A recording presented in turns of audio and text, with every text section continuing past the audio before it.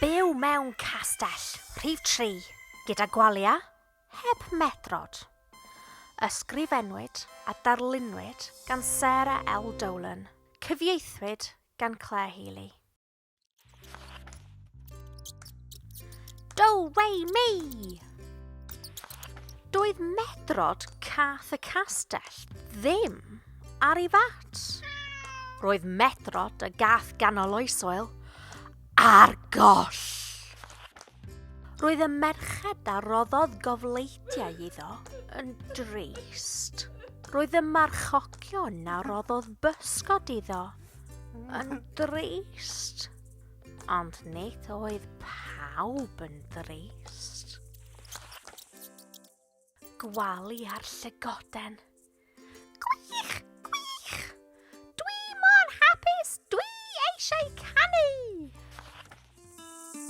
Peidiwch gadael a gath nhw mewn, cofiwch bew neu ddo. Nid y llygod o'r broblema, dyna fo.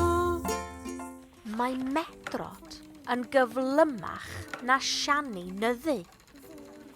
Mae ffwr Medrod yn feddal fel pydredd bwyd.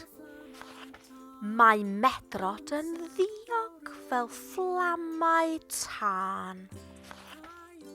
Mae'n bryd i ni do, re, mi. Do, re, mi, fa, sol, la, ti. Do, re, mi, dydy o ddim yn gallu dal fi. Mae'n bryd codi'r bont godi. A parti! Di'r gath ddim yn nofio. Gadael o syrthio fewn. Paid gadael o nôl mewn. Do, re, mi. Dwi ti ddim yn clywed fi.